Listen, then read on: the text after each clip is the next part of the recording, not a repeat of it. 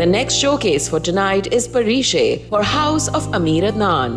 आदाब, मैं हूँ दानिया और आज मैं अपनी कहानी सुनाने नहीं आई, या आप कह सकते हैं मैं सिर्फ अपनी कहानी सुनाने नहीं आई। ये कहानी आपकी भी है, ये कहानी मेरी भी है, ये कहानी हम सब की है। ये कहानी सदियों से जिंदा है और ये कहानी हमेशा जिंदा रहेगी। ये कहानी प्यार की कहानी है, ये कहानी इश्क की कहानी है। मैं को सर कर देने की और महबूब को घर कर लेने की कहानी है। इश्क का जुनून, प्यार की चाहत, आगाज से अंजाम तक की कहानी। अंजाम तो होता ही नहीं है, आगाज वो कभी सोचा ही नहीं। इश्क एक एहसास है क्या, यह एक कैफियत है? ये इश्क आप पर तारी होता है या आप इश्क पर? क्या मिलता है इश्क करके, सोचा है कभी किसी ने? क्या खोते हैं आप, क्या पाते हैं आप? इश्क खुद से हो, खुदा से हो या खुदी से, ये एहसास इंसानी जिस्म से कई बालातर है। इश्क सिर्फ मिट्टी के एक पुतले से नहीं किया जाता। इश्क न सूरत से होता है न सांसों से। और इसी इश्क की 12 कहानियां मैं आज आपको सुनाने जा रही हूँ। कहते हैं एक झील के किनारे एक परी रहती थी जो बेहद खूबसूरत थी। इसे पाने की बात तो बहुत दूर है, कोई इसे देख भी नहीं सकता था। इसकी झील जैसी आंखें थी और बादलों जैसे पर।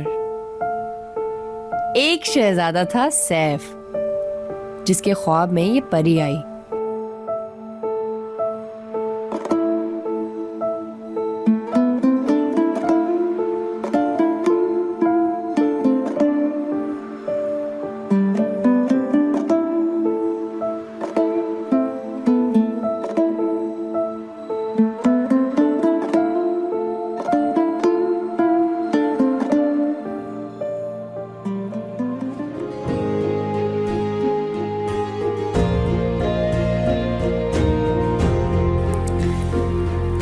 सस्सी पन्नू। इश्क के बारे में कई हिकायतें हैं जिनमें कहा गया है कि इश्क की आखिरी हद मौत है। सस्सी सिंध के एक छोटे से गांव से थी और पन्नू बलोचिस्तान का एक शहजादा। इनके इश्क को सरहदों और जात के जाब्तों ने इस दुनिया में तो मुकम्मल होने नहीं दिया, तो सस्सी ने खुदी को गवा कर खुदाई से मदद ली और सस्सी ने नीले आसमान से दुआ की कि ये सुनहरी ज़मीन खुल जाए और वो अपनी पाक इश्क के साथ इस सुनहरी मिट्टी में दफन हो गई।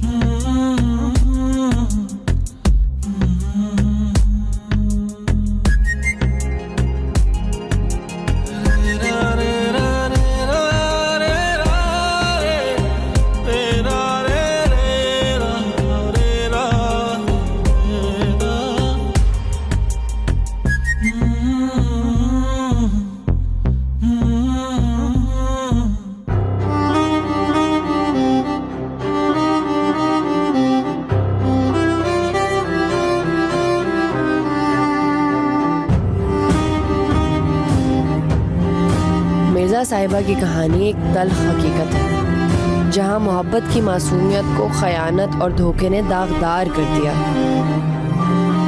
साहिबा को अपने भाइयों पर इतना भरोसा था कि इसने मिर्ज़ा से इसका इकलौता हथियार ले लिया। साहिबा ये जंग मोहब्बत से जीतना चाहती थी, लेकिन इस दुनिया ने ये कहाँ होने दिया है।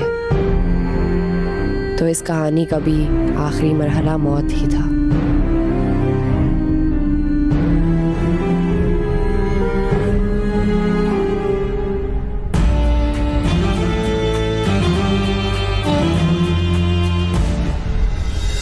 मोमिन रानो की मोहब्बत में एक गहरा दुख छुपा है।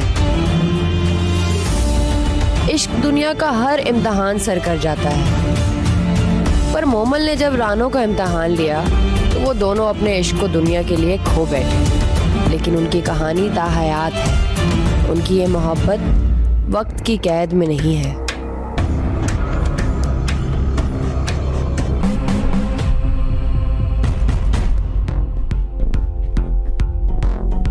इस कहानी से तो आप सब वाकिफ हैं। हीर वो लड़की थी जिसकी हसीन मुस्कुराहट में पूरा जहान बसता था, और रांझा वो नौजवान जिसकी मोहब्बत की कोई हद न थी। जब हीर को इस मुआशरे ने रांझे से अलग कर दिया तो रांझे की आंखों में दर्द की गहराई ने वो मंजिर तख्लीक किए जो कभी ना खत्म होने वाली ख्वाहिशों की अक्कासी करते हैं। और यही है इनके इश्क की कहानी।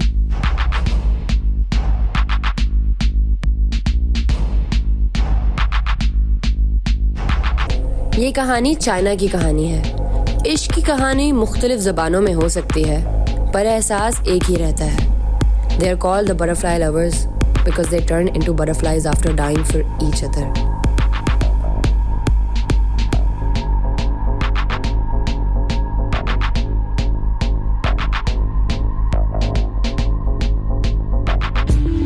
बटरफ्लाई लवर्स की तरह रोमियो और जूलियट की भी यही कहानी है, जिसका अंजाम मौत था पर शुरुआत इश्क।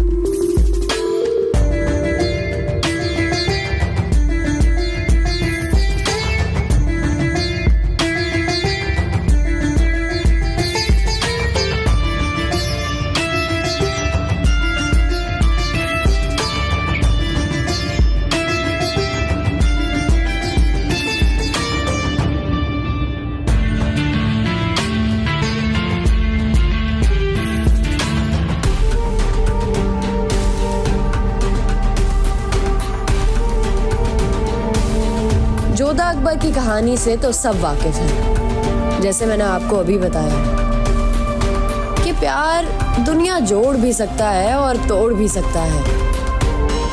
इनके इश्क की कहानी ने दो सरहदों को एक किया।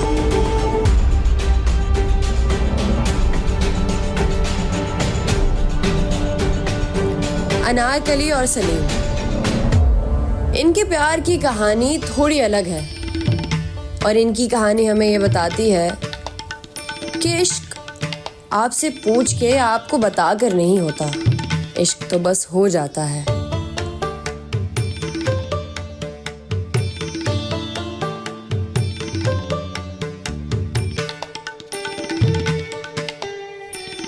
सोनी महिवाल। सोनी का गड़ा एक नई इश्क की दास्तान सुनाता है, जिसका अंजाम पुराना है। सोनी लहरों से लड़ती हुई महिवाल के पास गई और वापसी में अपनी जान दे बैठी। तो इश्क का इख्तिताम फिर मौत है।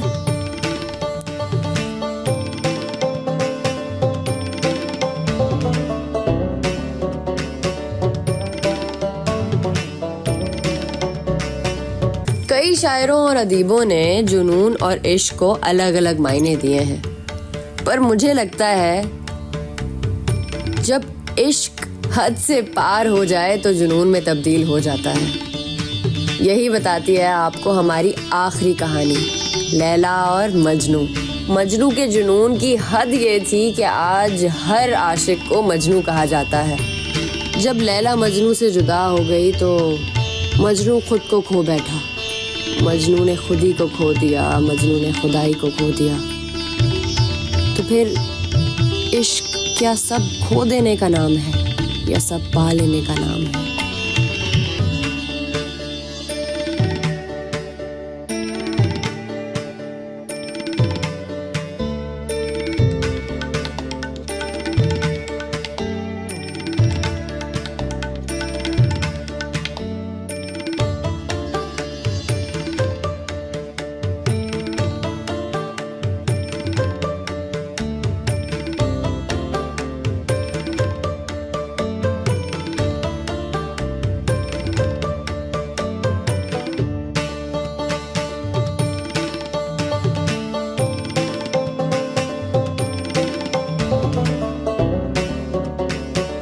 Ladies and gentlemen, put your hands together for Parishe for House of Amir Adnan.